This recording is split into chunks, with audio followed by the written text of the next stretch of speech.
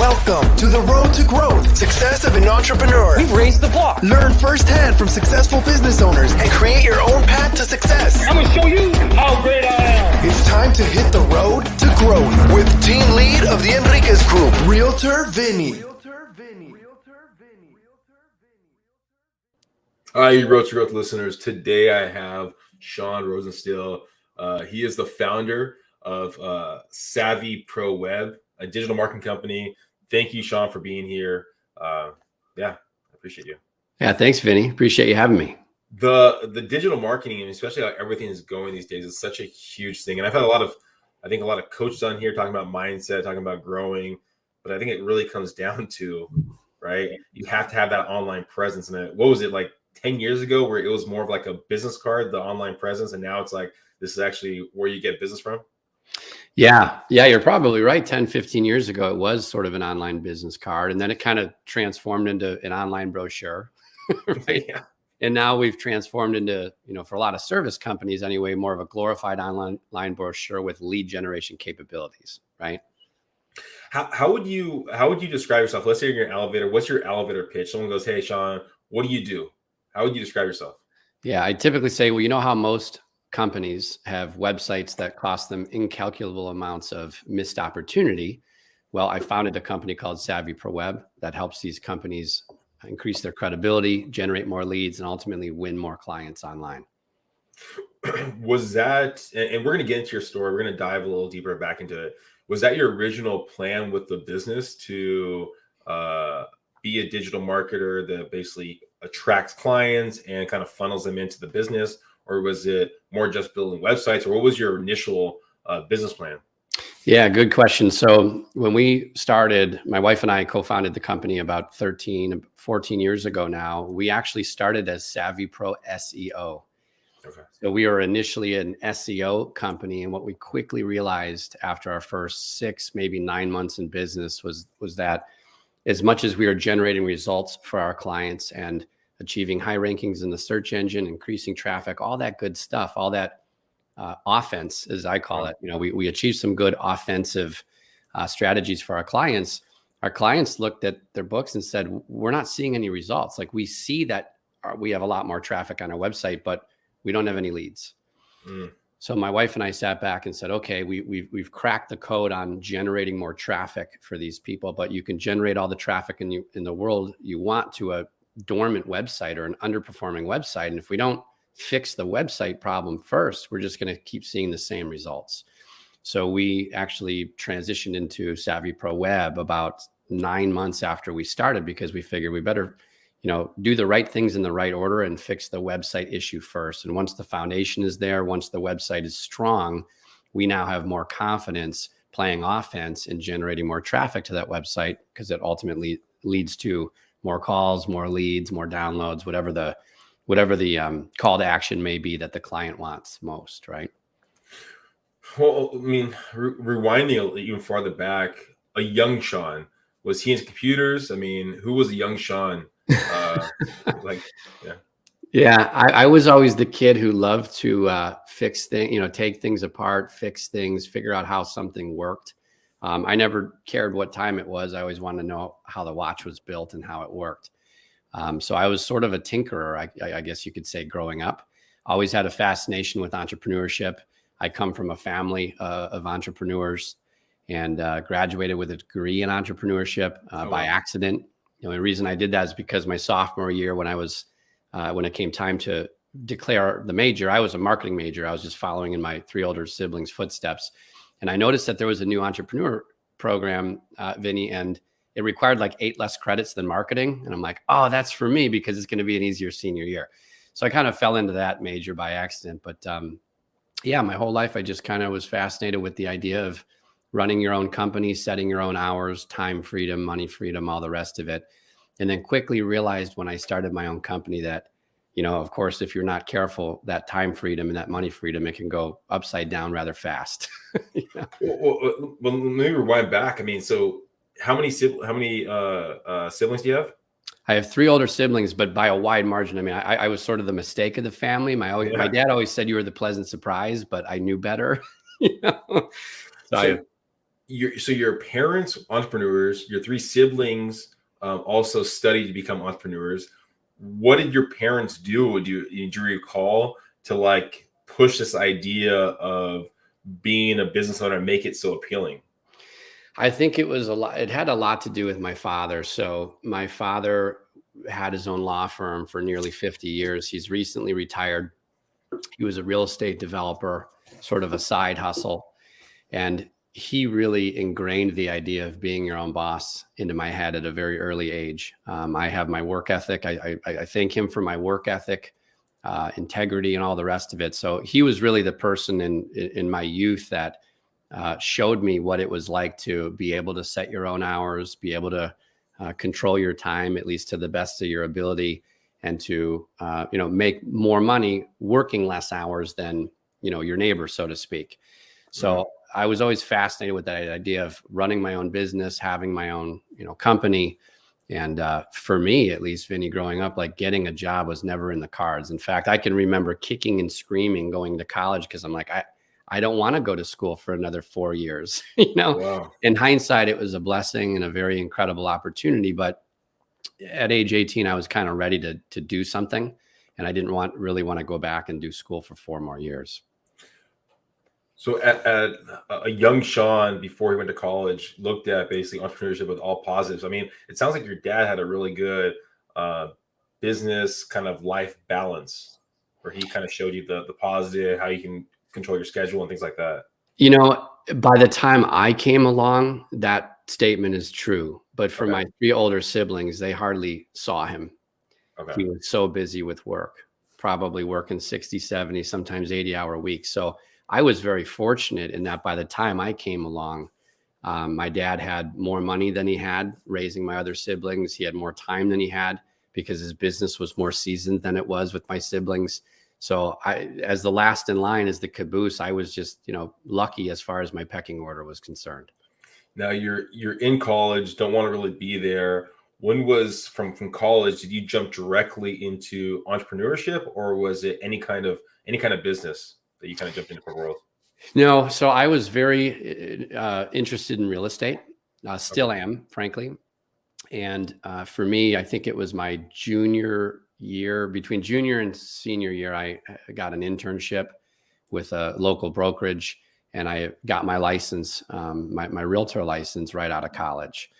So for me, it was all about flipping homes back then. So I'd represent a lot of investors who, I would procure the property, lock it up, find it, and then resell it to an investor. I was also flipping homes myself at the time. Unfortunately, I got in a little over my skis. So my first business was a real estate model, and I had acquired a handful of homes to do rent-to-own type investments. I was the kid reading Robert Kiyosaki, 8th grade on. I mean, I was just in love with Rich Dad, Poor Dad, and I still am. I mean, I still love all the principles taught in those books. But I got in a little over my skis shortly after I graduated college. And by the time 2008 rolled around, all of my investments were worth less than half of what they were worth. And I actually hired somebody to help me grow that company. And, I was a little bit negligent in that decision. My blind ambition got the best of me because I had this goal of, being a millionaire at age 25. And I just made a lot of very negligent decisions. So that decision, though, in hiring this person to help me grow actually led to my bankruptcy. So 2008 rolled around, and I had, all of my assets transitioned over to my liability column. I was way upside down with my net worth and a lot more debt than I could carry, and did everything I could to figure out how to get out of the hole, and frankly couldn't. So I eventually had to file bankruptcy. And what's interesting, Vinny, is when I filed bankruptcy, it was literally 30 days before my wedding date. So it's a very interesting time in my relationship back then. How did you deal with the stress? I mean, personally, and then also in your relationship. I think back then, I mean, my then fiance, who is my wife today, we just celebrated 11 years a couple months ago. She really gave me the gift of confidence that I didn't give myself because I was in a pretty bad place back then as far as my mind. I mean, you brought up mindset earlier, and it's such a powerful thing.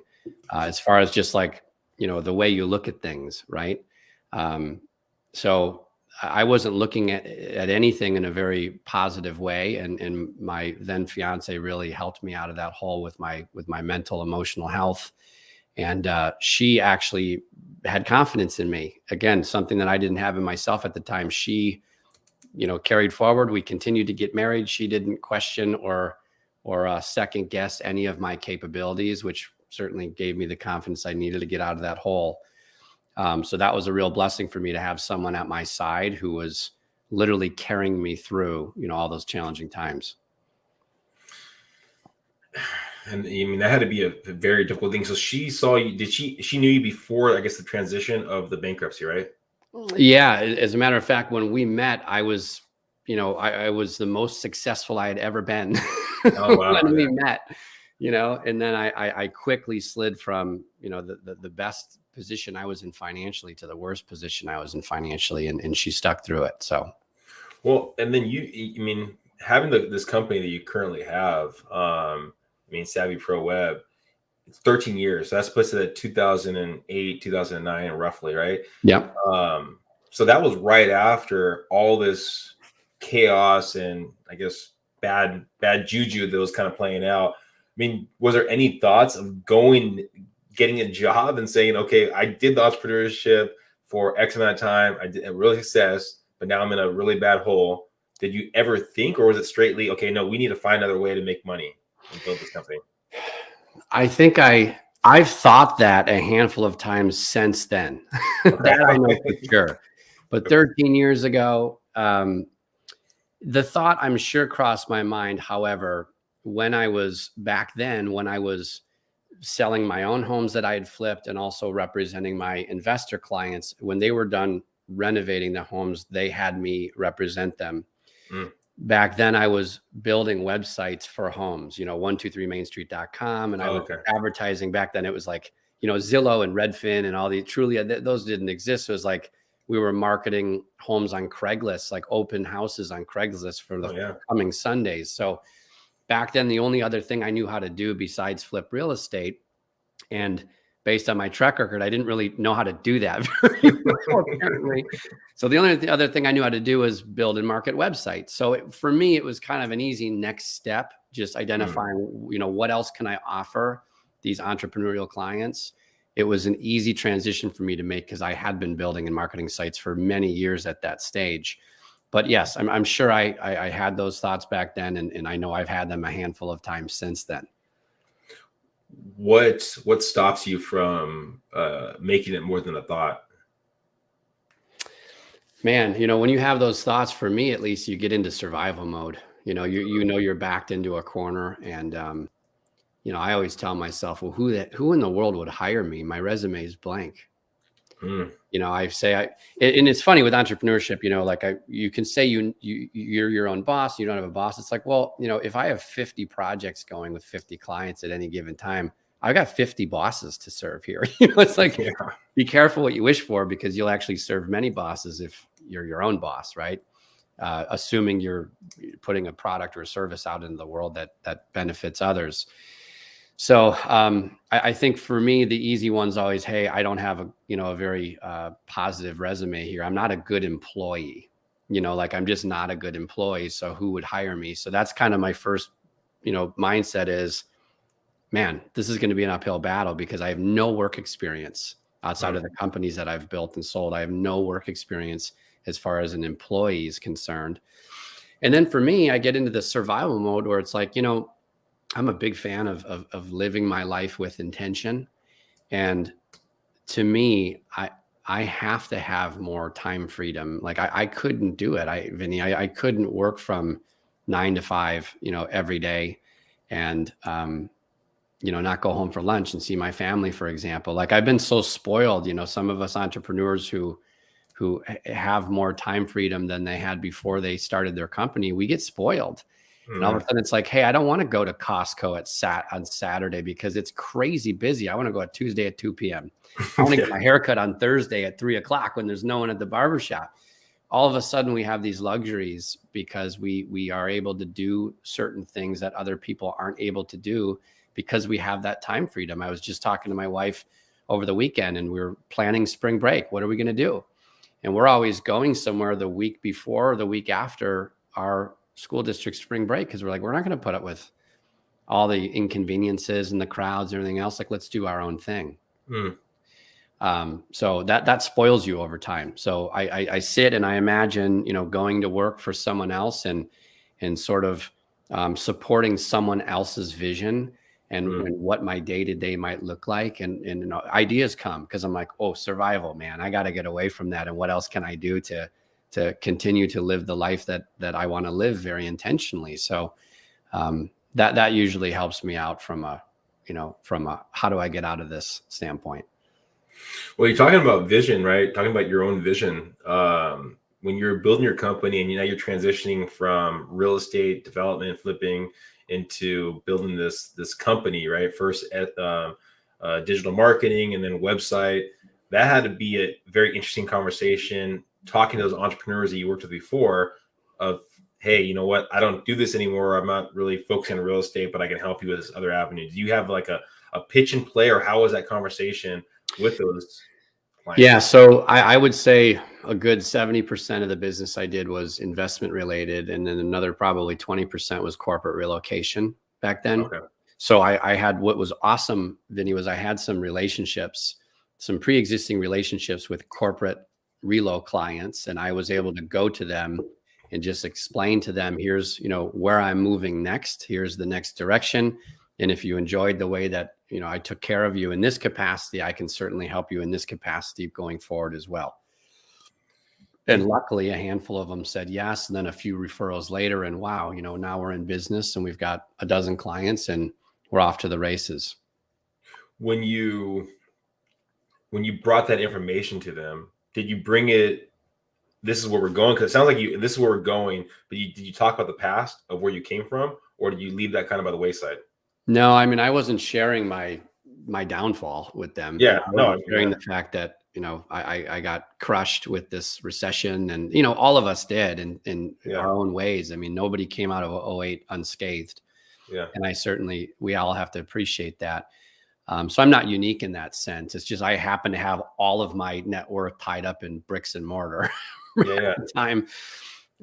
But no, I don't think I shared any of that. I mean, I didn't start talking about any of this until probably 2015, 16, maybe 5 years ago.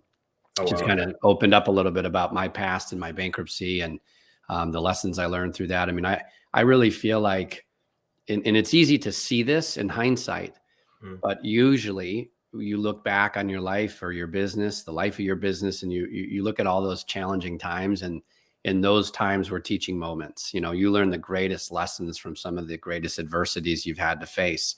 And it's hard to, I think, remember that and appreciate it when you're in the eye of the storm, right? But I learned a lot of great lessons back then, and I'm very grateful for that experience. And I'm also very grateful for the fact that I went bankrupt at a time where I could afford it. I couldn't afford that today. We got 3 young kids, and I literally couldn't afford bankruptcy today, but I could afford it 11 years ago before I had any real responsibilities, if that makes sense. Yeah. As far as a wife and a family and kids. And so timing's everything. And I think that I was very lucky in that regard. I mean, you said it a couple of times, right? That you learned a lot of life lessons, a lot of lessons in that time. Can you give us maybe 1 or 2 lessons that you think you picked up? Keep your overhead low. Okay. That's probably fair enough. Probably the greatest lesson that I had. And that's something my dad taught me, constantly growing up. It's like, keep your overhead low. Don't overextend yourself. I think another lesson is that, complexity is the enemy of success. I'm a huge fan of keeping things simple now. So simplicity is huge. And, you're never going to scale with complexity everywhere. It's too daunting. Yeah. So I'd say, keep your overhead low, follow your gut. I had a gut feel about this gentleman I hired, and it wasn't a good feeling. Sometimes when there's like a conflict in core values, when you're looking to hire someone or when you're looking to hire a vendor or whatever it is, partnership, like sometimes you can just sense within the first 5 seconds of a conversation that there's something off here. You got to listen to that. you got to listen to that signal, because it was there for me, and I just sort of ignored it and moved forward very hastily, and that's what caused the bankruptcy. So I think following your gut is an important lesson to have as well. Why do you think you hired him with that gut feeling? Was it based off necessity? You needed to hire someone, or what was the reason behind it? Blind ambition. Okay. I think two things: moving at the speed of light, just trying to do too many things in too short of a time, and not paying attention to the details, and just blind ambition. Like, I had this goal from the time I was probably 16 years old to become a millionaire by 25. And I was closing in on 25. I'm 40 today, Mm. but I was closing in on 25, and I set that goal, and that became sort of my identity. Back then I was really wrapped up in material possessions and status and nice homes, fancy car, all this stuff. I thought all those things defined me. Mm. And the beauty of all of it is I had to have everything stripped away in order for me to really find myself. But yeah, blind ambition, I think, would be the two-word answer I'd give you. Because come hell or high water, I was hitting that goal. Well, how do you now, with this company that's been successful, and I mean, in 13 years, right? And expanding it now. We talked about it before we got actually on camera about the idea of expansion.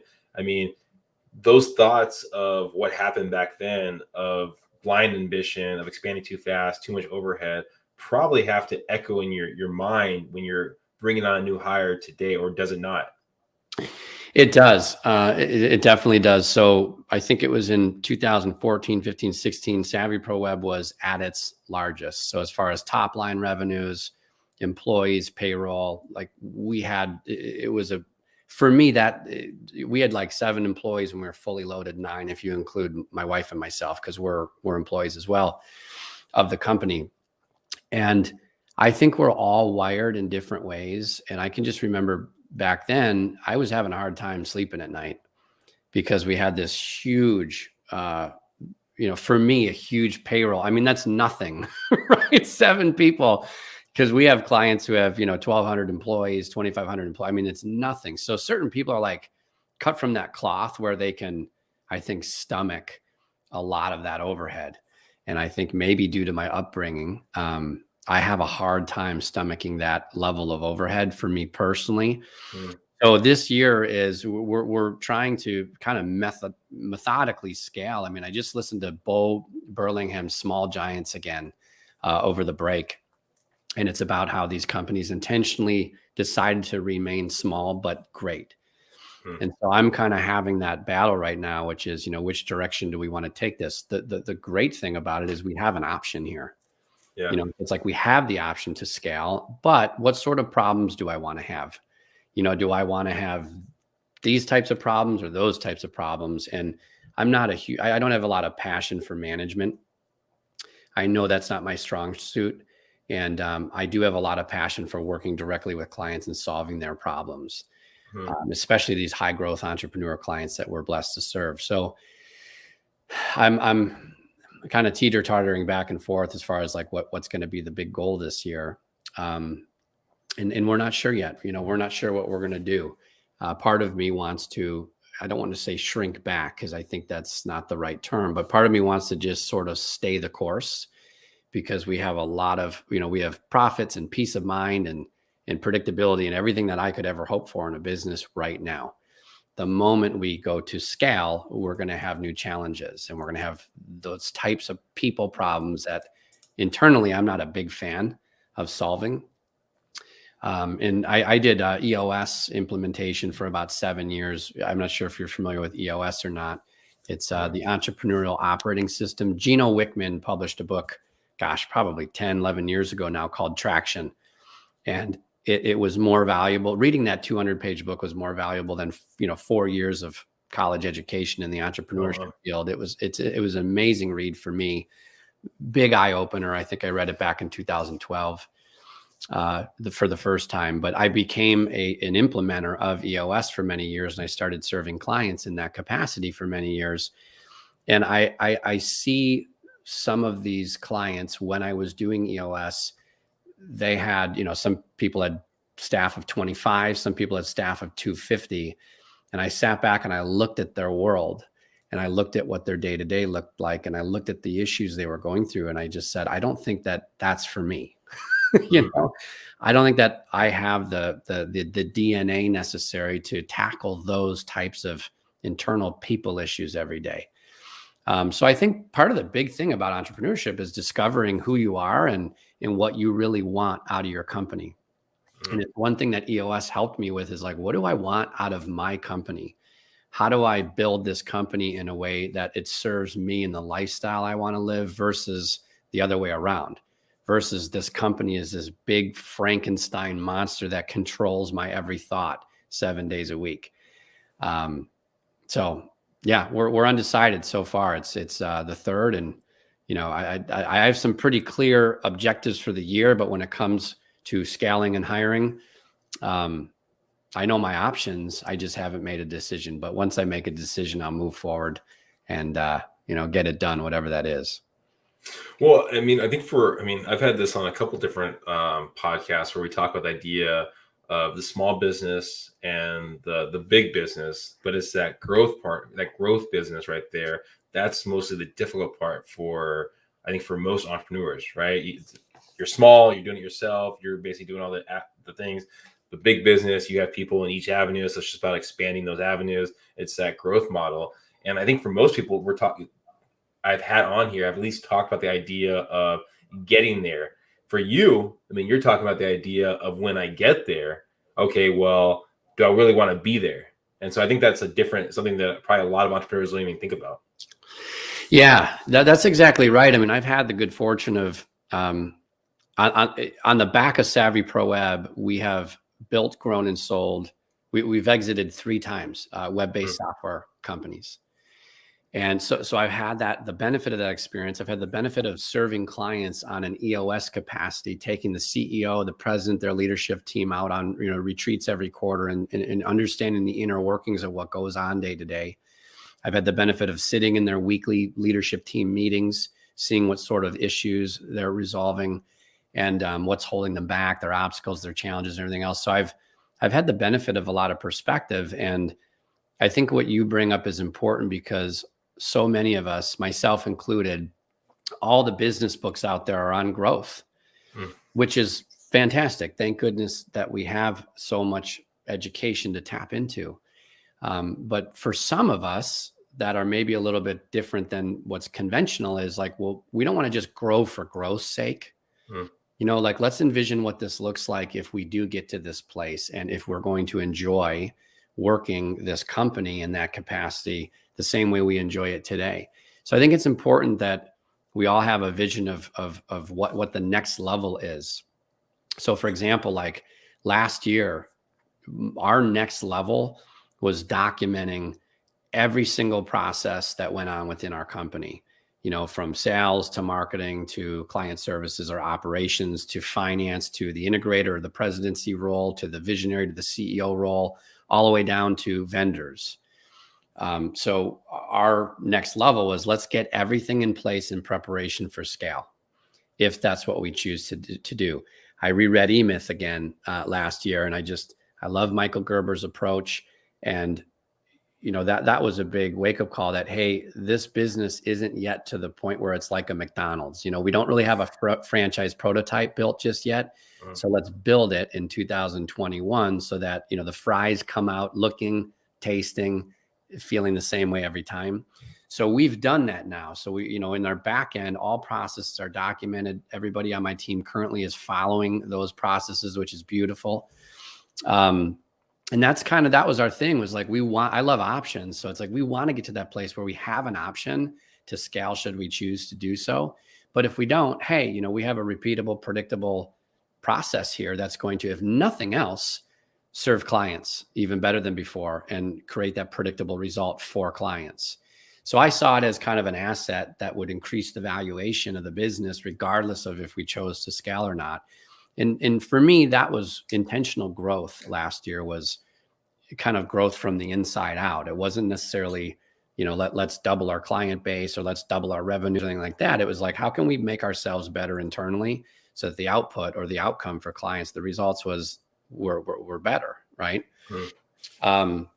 but yeah, I love where this conversation just went, because I think if we're not intentional about where we want our business to grow or to go, and if we don't define what success looks like for us and for our businesses, we're just caught up in the conventional wisdom of things, which is just grow, grow, grow, grow, grow, grow, grow, without understanding, well, what is business and what does life actually look like? Should we get to that $10 million mark or that $100 million mark?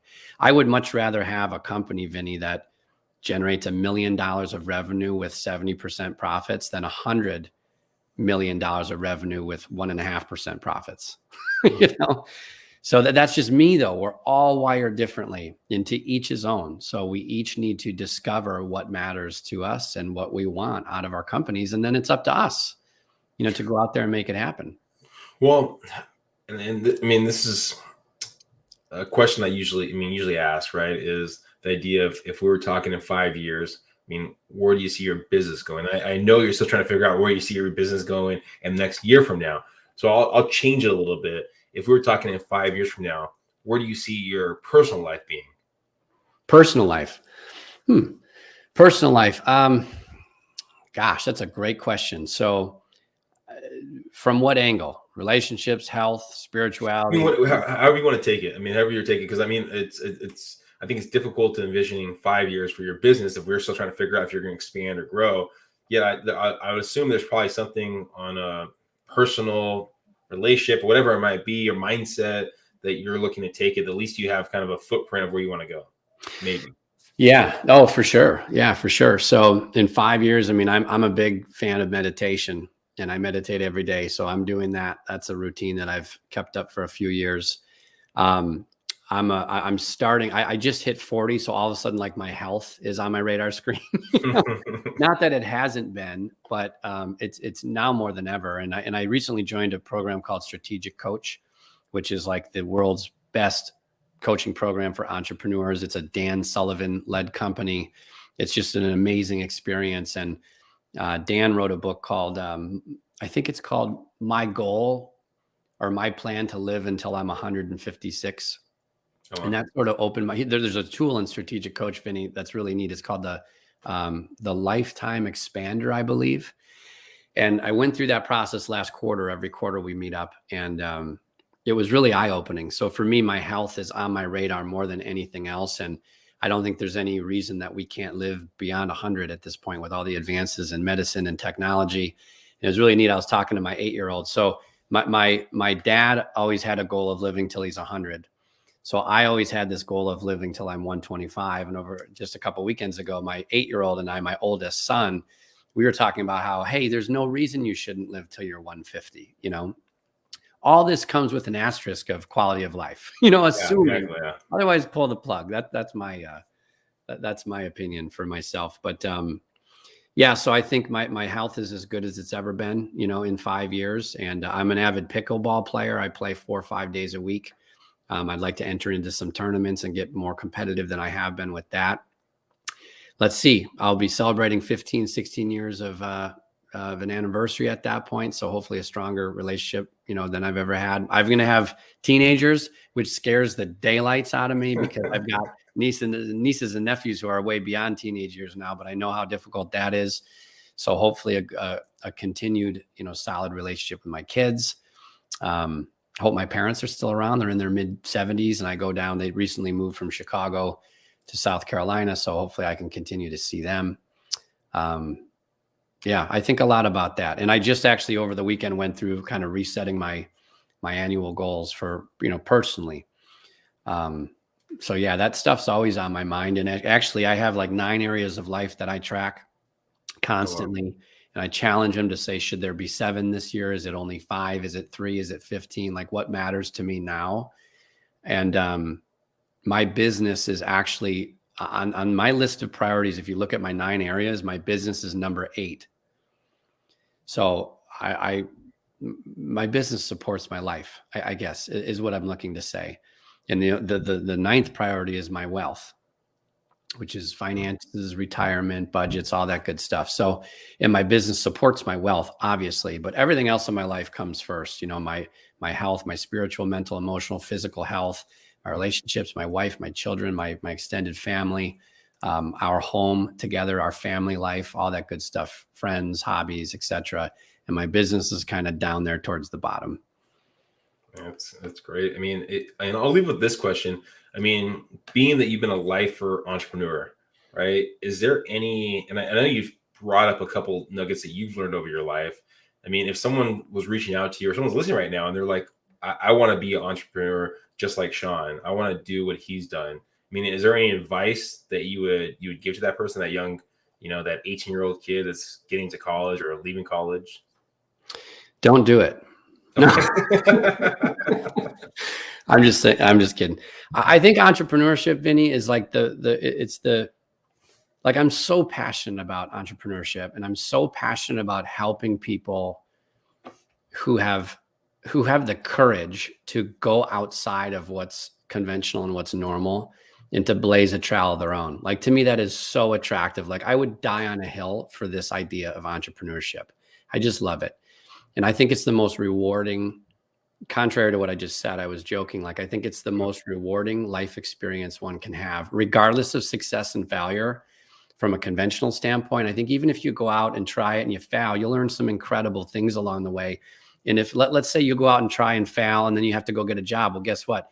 You will have more perspective than any other employee on that staff if you've been there, done that, and you can appreciate your boss or the owners, just what they're going through. You can have empathy for that person. Like, that's a huge quality that usually isn't on that's not a bullet point on a resume. Yeah. But it's such awesome perspective, and you learn so many valuable lessons along the way. So to answer your question, I think it would be, don't quit your day job. So it's, it's one thing to want to go out and do something on your own and have a steady paycheck in the background to support your expenses. It's a totally different thing to just go out and try something without any income coming in. I mean, income is so important. Mm-hmm. If you lack income, and that your expenses are going to stay the same. So the moment the income hose turns off, you are more stressed than ever before. You're racking up the debt. You've got unpaid bills. You've got credit issues, and you're not making sound decisions at that point. Hmm. So my best advice is don't quit your day job. So if you're out there in college and you've got a part-time job working the local sandwich shop or whatever it is, keep it. Appreciate that, honor it. It's a paycheck. It helps. And then go out and do a side hustle. But I wouldn't, burn the boats necessarily and quit your day job for an idea just yet until you prove that concept. And for me, it would be keep the day job, do the best I can, work it, get that steady paycheck. And then, the number one goal would be to prove the concept of my idea. Like, minimal viable product, close a few deals or sell a few products, whatever it is, or offer a few services, but prove the concept. Until you prove the concept and you understand the inner workings of the business and how much time it's going to take and all that other stuff, you probably shouldn't quit that day job just yet. Well, I appreciate you, Sean, for being here. Thank you for giving all your nuggets right there. I mean, if someone's listening right now and they're looking to, build their online presence, they're starting their company, but they're not getting leads online. What's the best way of them reaching out to you, finding your company, maybe getting kind of a check-in to see if they would be a good fit for you? Yeah, thanks. So our website's probably the first place I'd send them, savvyproweb.com. And then also I'm somewhat active on LinkedIn. I'm not super active with social media in general, but if I am going to be anywhere, it's on LinkedIn. So feel free to connect with me there. Perfect. And all Sean's information, the website, and I believe LinkedIn are in the show notes. So go there. Thank you guys. Please subscribe, please share, and go find Sean. Bye, everyone.